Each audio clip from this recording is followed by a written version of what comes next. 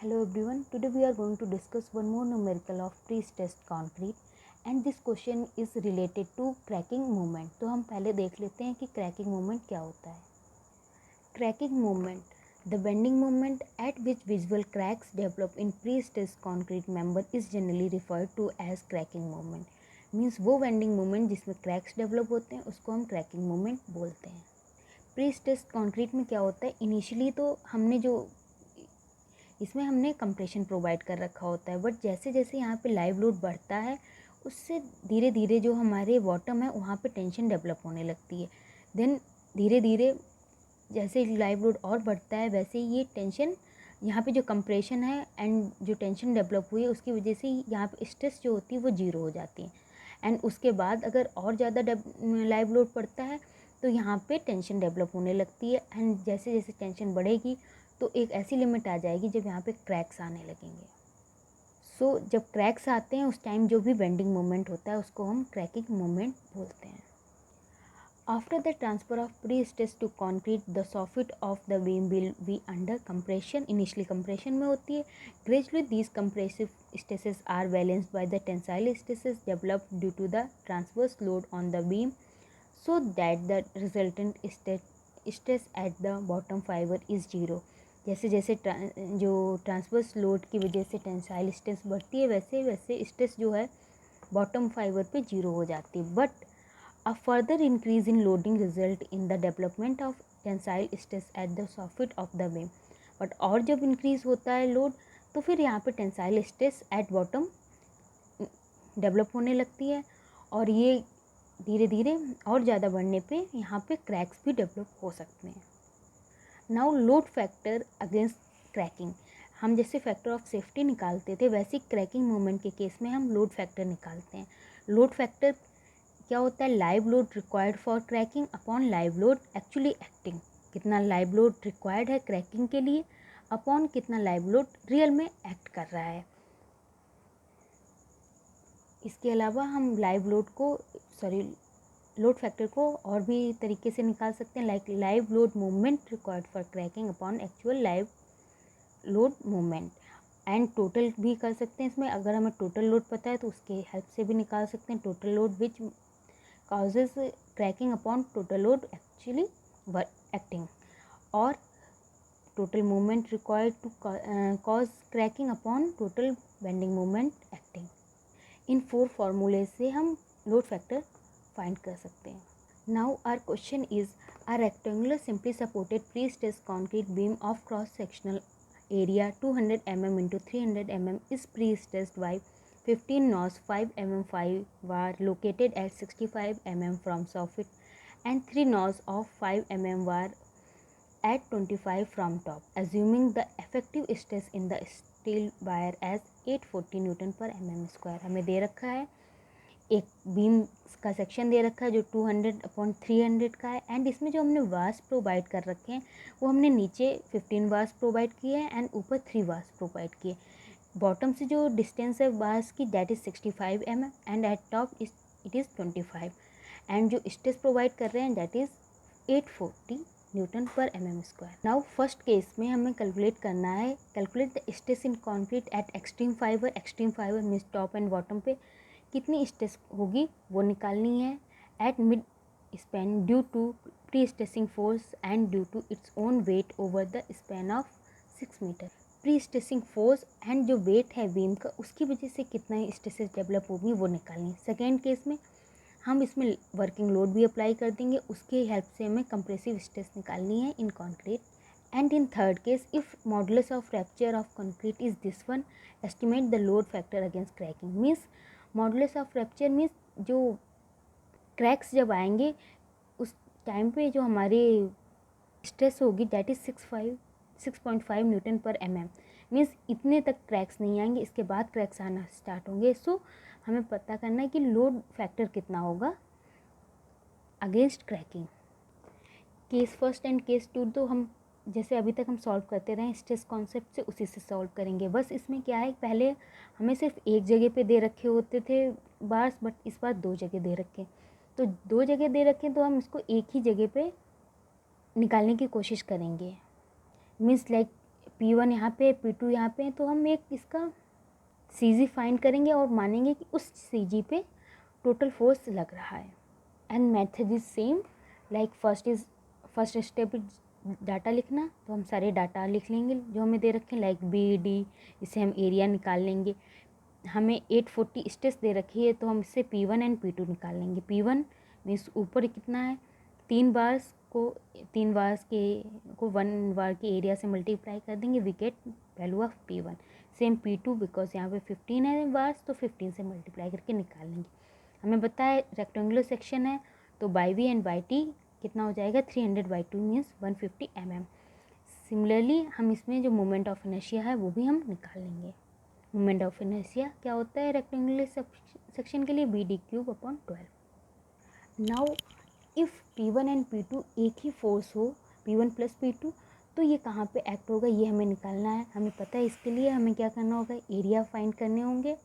हमें पता है एरिया, जो इसके लिए एरिया होगा 3 × 4/5 × 5², and for this one it is 15 × 5 π/4 m²। Now P1 + P2 act कहाँ पे करेंगे, तो हम इसको बेस, ओरिजिन नीचे वाली लाइन को बेस मान के करते हैं। एरिया A1 मीन्स इसके लिए एरिया इंटू ये डिस्टेंस, दैट इज़ 275, ऊपर से 25 माइनस कर देंगे, टोटल 300 है, दैट्स वाई। नाउ इसका एरिया एंड इसकी distance from bottom, that is 65 upon total area, then we get 100। मीन्स P1 + P2 जो फोर्स होगा वो नीचे से 100 डिस्टेंस पे लगेगा। नाउ ये 100 पे लग रहा है, तो इसकी जो मिड पॉइंट से डिस्टेंस होगी वो कितनी हो जाएगी, हमारी ये टोटल 150 है, तो 150 - 100 जो नीचे से 100 पे लग रहा है, देन वी गेट 50 mm। हमने यहाँ पे P1 + P2 जो दो फोर्स थे, इसको हमने एक ही फोर्स बना लिया है। नाउ डेड लोड निकाल लेते हैं। बीम का डेड लोड हमें पता है एरिया इंटू 24 होता है, we get this one. So bending moment due to dead load कितना हो जाएगा, W मिड पॉइंट पे निकालना है, तो हमें पता है मिड पॉइंट के लिए जो बेंडिंग मोमेंट का फॉर्मूला होता है वो WL²/8 होता है, वी गेट दिस वन। सारा जो भी रिक्वायर्ड डाटा था वो हमने निकाल लिया है। सो अब हम सिंपली स्ट्रेसेस कैलकुलेट करेंगे, जो हमारा सेकेंड स्टेप है। स्ट्रेसेस कैलकुलेट करेंगे, इसेंट्रिक लोडिंग है इसलिए हम ना तीनों स्ट्रेस हमें निकालनी होंगी, direct stress, eccentric stress and bending stress. We know formula, direct stress के लिए P/A, we get this one. Eccentric stress के लिए PEY/I, we get this one. And for bending stress that is MY/I, we get this one. ये हम जो bending stress निकाल रहे हैं वो सिर्फ हम डेड लोड की वजह से निकाल रहे हैं, बिकॉज फर्स्ट केस में हमें सिर्फ डेड लोड की वजह से ही बेंडिंग स्ट्रेस निकालनी है। नाउ जो हमने बेंडिंग स्ट्रेसेस जो हमने स्ट्रेसेस फाइंड किए हैं उसको हम एक डायग्राम के थ्रू रिप्रेजेंट कर सकते हैं, एंड इसके थ्रू हमें पता चलता है कि जो हमारे टॉप पे स्ट्रेस होगी that is 2.6 N/mm², and at bottom this is 7.44 N/m²। Means हमारा फर्स्ट केस कंप्लीट हुआ, जिसमें हमें स्ट्रेस निकालनी है at extreme fibre only due to own weight of the span. Now second question में हमें जो वर्किंग लोड और एक्स्ट्रा दे रखा है that is 6 kN/m। Second case में बाकी सारी direct stress and eccentric stress same रहेगी, बस बेंडिंग स्ट्रेस चेंज होगी। इसके लिए जो हमारा डेड लोड था उसमें हम लाइव लोड जो है उसको ऐड कर देंगे, वी गेट दिस वन। इसकी हेल्प से हम बेंडिंग मोमेंट निकाल लेंगे, we get this one bending moment. Now bending stress कितनी होगी टॉप एंड बॉटम दोनों पे, दैट इज़ 11.16 N/m²।